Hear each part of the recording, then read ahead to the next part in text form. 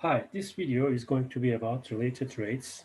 And so what is related rates? First of all, rates here means rates of changes. So we are going to have derivatives of quantities here, but most of these rates will be rate of change with respect to time t.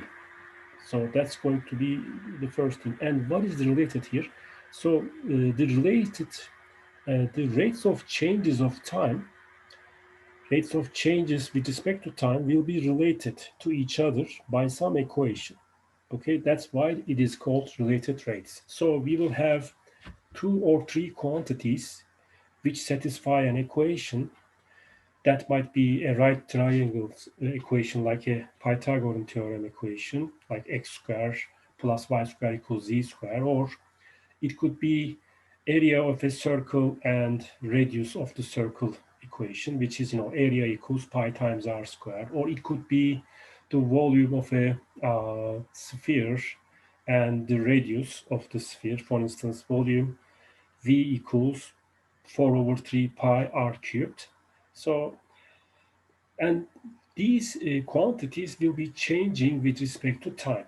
And then that's where the rates will be coming in. And the equation, when we differentiate that equation with respect to time, we are going to have related rates of changes. So that's where the title comes from. So here is one example. This will explain all this stuff. So the question says, a stone is dropped into a pool of water.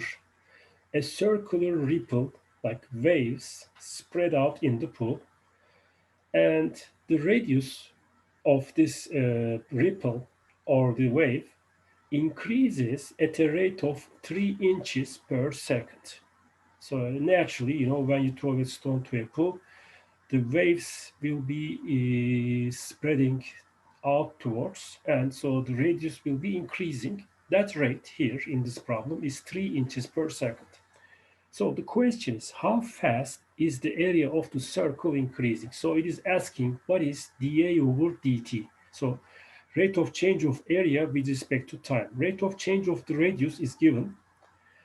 So here we have two quantities. One is the radius, the other is the area of the circle. So they will have rates of changes with respect to time, and they are of course related. So we need to know that relation first, and so that we can plug the given known stuff and solve for the unknown stuff.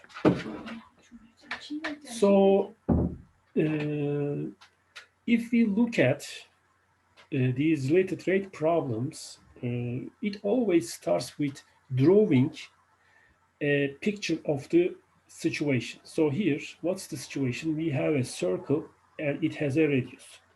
The area of the circle is pi r squared, and area of the circle is also a function of time, a of t, and radius is a function of time also. Now, that's the picture. Once you draw a picture of the situation, you will also figure out the relation, and then differentiating the relation, you can solve the equation, solve the problem. So write then the given stuff and the unknown stuff. So the given stuff is the rate of change of the radius, 3 inches per second, and we want to find dA over dt, the rate of change of area with respect to time. Now, the third thing is find a relationship between the variables, which is true for all times at t. So which is a equals pi r squared, but a and r are functions of time. So take the derivative of this relation with respect to t, dA over dt equals pi times, now r squared, use chain rule there. That's going to be 2 times r prime, which is dr over dt. So dA over dt is equal to 2 pi r dr over dt. So what is the given stuff to us? dr over dt, which is 3. Put that 2 pi r times 3, which is 6 pi r, is dA over dt. Well, we don't know a specific radius r here, so we can just leave it like that. If a specific radius also is given, then we put it for r, then we just find a number. So this is an answer depending on the radius that should be given, but it may not be given. It's okay. So then dA over dt is a function of r, and it's inches square per second. Why? Because dr over dt has units, inch per second, and r has a unit, inches. So that's going to give inches square per second. Okay. So more examples. Let's say we have a cylindrical can which has radius 2, constant radius 2, and then there is a height of the cylindrical can. Let's call it y of t. So, okay, if we just have a cylindrical can of radius 2, its height doesn't matter. But what is happening here? How fast does the water level rise in a cylindrical can of radius 2 feet if water is being poured in at a rate of 3 feet cube per second? So there is water being filled in the tank with a rate of 3 feet cube per second, cubic feet per second. So there is volume, which is a function of time. There is also the height of the water level. Let's call it y of t. That's also a function of time. As much as the water is filled in the tank, that volume is going to increase, depth of the water is going to increase. But what's the so known is volume rate of change, which is 3 cubic feet per second, and we want to find dy over dt. So what's the relationship between such a thing? Remember, the volume formula of a cylinder is volume equals pi times r squared times h. Pi r squared is base times height. Pi r squared, but here in our case, height is y. That's like the water volume. Pi 2 squared, because r is 2, constant, times y. Pi times 2 squared times y. So v is equal to 4 pi y. And then differentiate this with respect to t.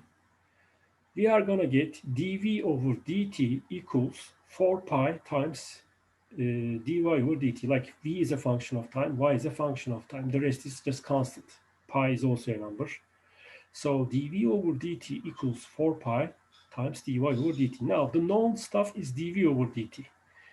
And we want to find dy over dt. If we divide this equation by 4 pi, so dy over dt will be alone on the right hand side. So dv over dt over 4 pi is dy over dt. And then we also have given dv over dt given equal to 3. So dy over dt will be 3 over 4 pi feet per second. Now, there is another question. So a gas, well, I'm just going to skip this one. So let's do this one. A ladder 26 feet long rests on the horizontal ground. So we have a ladder which has length 26 feet. Now it rests on the ground and leans against a vertical wall. So the ground is horizontal and wall is vertical here, and the ladder is leaning towards the wall. So base of the ladder, the bottom of the ladder is pulled away from the wall at a rate of 4 feet per second. So the bottom of the ladder is being pulled away also. So x is going to have a rate of like x, the function of time, which is the distance of the bottom of the ladder from the wall, and y is a function of time, which is the height of the top of the ladder. So they will be changing when time changes, but they say that x is changing, it's increasing by 4 feet per second because it's pulled away from the wall. So away from the wall, x is going to be increasing. dx over dt is positive 4. And height of the ladder, length of the ladder is 26. So we have a right triangle here. And the question is, how fast is the top of the ladder sliding down the wall when the base is 10 feet from the wall? So they are asking us dy over dt when x is 10. So dx over dt is also given 4. That's the rate of change of That's the rate of change, how much we pull the bottom of the ladder away from the wall. That's 4 feet per second. So the relation here is a right triangle, which is Pythagorean theorem. Look at this. Like x squared plus y squared is equal to 26 squared. That's the relation between x and y. And then take the derivative of this with respect to time t. So for each x squared and y squared, they are like power functions, but x and y are functions of time. So just by the chain rule, x squared will have derivative 2x times dx over dt, and y squared will have derivative 2y times dy over dt. And derivative of 26 squared will be 0, because when time changes, that still stays the same. So there is 0 rate of change for 26 squared. So, and remember, derivative of constant numbers alone are always 0. So now the relation we have is the second equation here. 2x dx over dt plus 2y dy over dt equals 0. So we want to find dy over dt. So solve for dy over dt, you get the third equation. Dy over dt equals minus x over y dx over dt. You can just do this. And then now put the given stuff. X is 10. Dx over dt is plus 4. Y is not given, but we can find y, because y, we know that x squared plus y squared equals 26 squared. That's the, always the Pythagorean theorem. If you put x equals 10 there, y is going to be 24. So x is given. We can find y also from the first relation, the Pythagorean theorem. That's 24. So minus 10 over 24 times the rate of change of x, which is 4. That gives some number like minus 5 over 3. So this is how we solve the rate of change problems.